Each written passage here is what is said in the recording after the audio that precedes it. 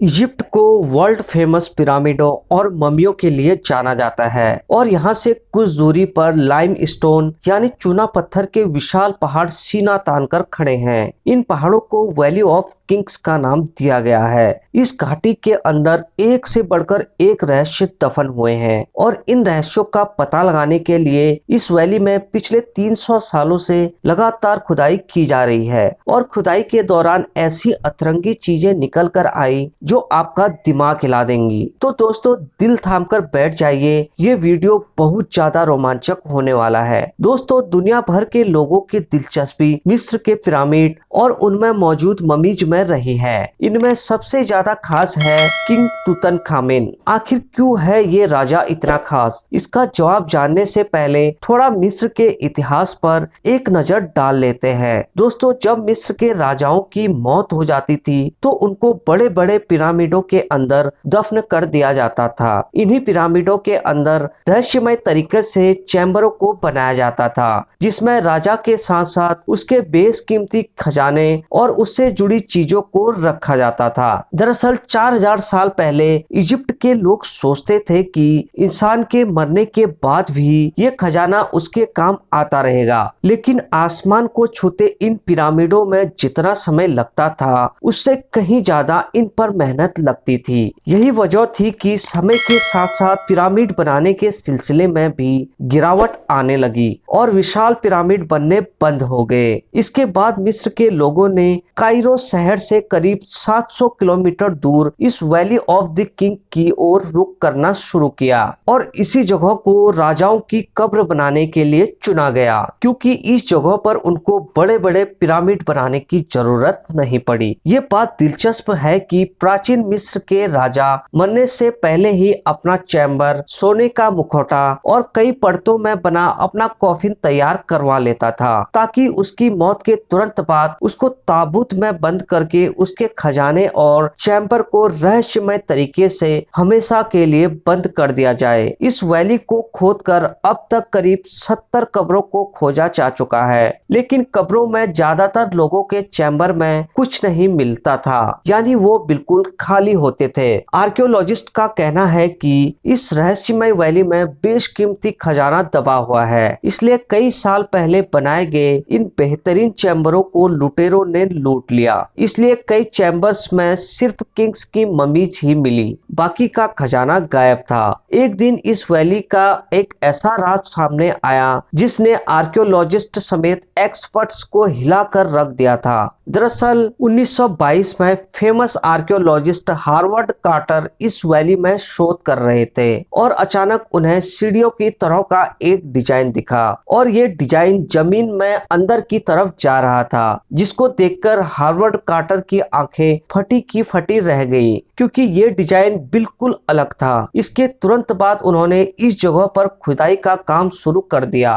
उनकी टीम के लोग खुदाई में लग गए और एक के बाद एक सीढ़ियां दिखाई देने लगी। इससे ये तो साफ हो गया कि ये सीढ़ियां किसी गुप्त जगह तक जा रही हैं। जमीन में कई फीट अंदर तक खुदाई करने के बाद जो मिला उसे देखकर सब हक्के बक्के रह गए, क्योंकि इस घाटी में एक और कब्र मिल चुकी थी जो बाकी कब्रों से बिल्कुल अलग थी, जिसको करीब 3000 साल पहले बंद कर दिया गया था। यानी कार्टर ऐसे गजब के रहस्य से पर्दा उठाने जा रहे थे जो पिछले 3000 साल से किसी ने नहीं देखा था। सीढ़ियों को पत्थरों से बंद किया गया था। जब इन पत्थरों को हटाया गया तो देखा कि पूरा चैम्बर एक से बढ़कर एक बेशकीमती खजानों से भरा हुआ है। ये एक ऐसा नजारा था जो आज तक न किसी ने देखा था और न ही इसके बारे में सुना था। इस चैम्बर में जितनी भी चीजें थी वो सब सोने से बनी हुई थी, जैसे जेवर, मूर्तियां, हथियार, सोने का सिंहासन, पुरानी वाइन। इसके अलावा इस कब्र से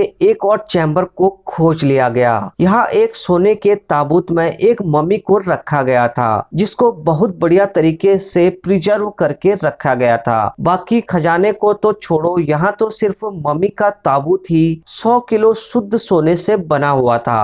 राजा का गोल्डन मास्क भी बहुत कमाल का बनाया हुआ था। इस कब्र में मौजूद दीवारों पर जो पेंटिंग बनी हुई थी वो इतने सालों बाद भी धुंधली नहीं हुई, यानी पेंटिंग के कलर अभी तक अपने वास्तविक रूप में थे। हार्वर्ड कार्टर की इस खोज ने पूरी दुनिया को चौंका दिया था, क्योंकि इस वैली की ये पहली ऐसी कब्र थी जिस तक लुटेरे भी नहीं पहुंच सके। ये टॉम्ब जैसा दिखता था बिल्कुल उसी हालत में मिला, लेकिन इसने रिसर्चर्स के लिए कई सवाल खड़े कर दिए थे, जैसे कि उनको ये समझ में नहीं आ रहा था कि इस कब्र की मम्मी कौन से राजा की है और इस कब्र की दीवारों पर चित्र क्यों बनाए गए थे और वे किस चीज की तरफ इशारा कर रहे थे, और सिर्फ यही कब्र लुटेरों से कैसे बच गई थी। ये ऐसे रहस्यमय सवाल थे जिनके बारे में आर्कियोलॉजिस्ट को जानना बहुत जरूरी था। इसका पता करने के लिए कब्र से मिली मम्मी का डीएनए टेस्ट किया गया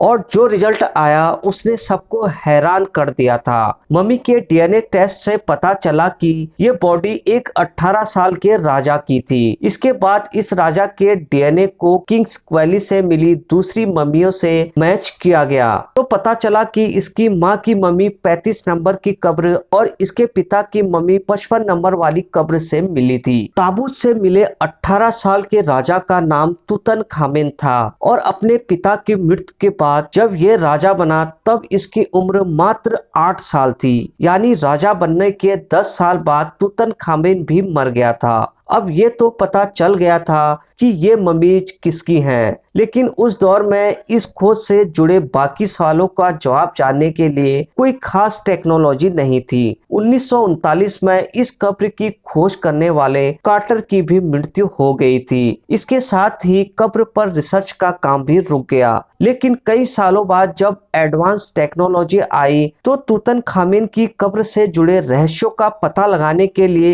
एक बार फिर से रिसर्च का काम शुरू हुआ और इस बार archaeologist Aliya Ismail new technology के साथ इस रहस्यमय मिस्ट्री को सॉल्व करने के लिए किंग्स वैली में पहुंची। उनको 3000 साल पहले राजा की लाइफ के बारे में पता करना था और ये कब्र कैसे लुटेरों से बची रही इसका भी पता लगाना था। सबसे पहले उन्होंने चैम्बर की दीवार पर बनी पेंटिंग को स्कैन किया और जब उसको सॉफ्टवेयर में डाला गया तो एक एक करके सारे राज सामने आने लगे। वॉल पेंटिंग के स्कैन को जब काफी करीब से देखा गया तो उस पर अभी तक पेंट ब्रश के निशान दिखाई दे रहे थे। आलिया का कहना था कि ये निशान उस वक्त के दिखते हैं जब गीले प्लास्टर पर प्लेन ब्रश को चलाया गया था, क्योंकि ये चैम्बर 36 फीट जमीन के अंदर बना हुआ था और यहाँ हवा के आने जाने का भी कोई जरिया मौजूद नहीं था। इसी वजह से ये माना जा रहा था कि जब ये पेंटिंग बनाई गई थी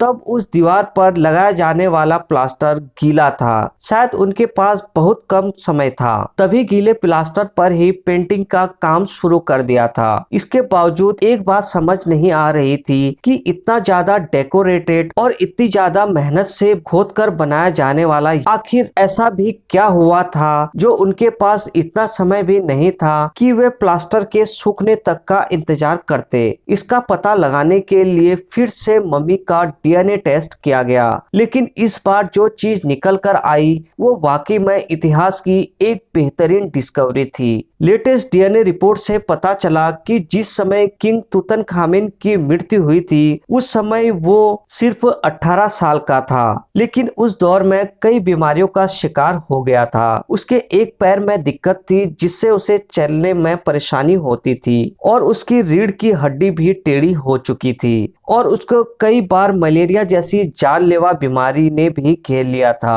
डॉक्टर का कहना है कि उसकी मौत अचानक मलेरिया की वजह से ही हुई और शायद इसी वजह से कब्र बनाने वालों के पास समय कम था, क्योंकि उनके राजा की मौत अचानक हुई थी। लेटेस्ट डीएनए टेस्ट से ये भी पता चला कि किंग के माँ बाप अलग अलग फैमिली से नहीं बल्कि सगे भाई बहन थे। इस मुद्दे को अगर साइंस के नजरिए से देखें तो साइंस कहता है कि जब सेम ब्लड रिलेशन वाले आपस में शादी करते हैं तो उनके बच्चों में पैदाइशी बीमारियां बढ़ने का भी बहुत ज्यादा चांस रहते हैं। इसलिए राजा को कई बीमारियां एक साथ हो गई और उस समय इलाज के भी कोई खास साधन नहीं थे। अब यहाँ पर यह सवाल परेशान कर रहा था कि किंग्स वैली में मौजूद तूतनखामेन की कब्र लुटेरों की नजरों से कैसे बची रही। 1922 में ये कब्र खोजी थी तो कब्र की सीढ़ियों पर बहुत सारे पत्थर क्यों पड़े हुए थे। पत्थरों का ये मलबा यहाँ मिलने वाले दूसरी कब्रों पर मौजूद क्यों नहीं था। अगर ये पत्थर किसी दूसरे कब्रों के सीढ़ियों पर नहीं थे तो सिर्फ तूतनखामेन की कब्र पर ही कैसे आए। ये जानने के लिए इस जगह को ड्रोन की मदद से देखा गया। रिसर्चर्स ने जब ड्रोन की फुटेज देखी तो उनको पहाड़ के ठीक ऊपर पर पानी के गुजरने के निशान मिले, यानी इस जगह से किसी समय में पानी गुजरा करता था। एक्सपर्ट का कहना है कि भूकंप की वजह से पहाड़ों से गिरने वाले पत्थर यहाँ से गुजरने वाले पानी के प्रेशर से कब्र से सीढ़ियों पर जमा हो गए थे और इसी वजह से तूतनखामेन के कब्र की सीढ़ियां पूरी तरह से ब्लॉक हो गई थी, जो कि किसी को भी दिखाई नहीं दी और कब्र हमेशा के लिए बंद हो गई थी। तो दोस्तों, कैसी लगी आपको ये जानकारी कमेंट करके जरूर बताएं। ऐसे ही अमेजिंग वीडियो को देखने के लिए चैनल को सब्सक्राइब जरूर कर दें।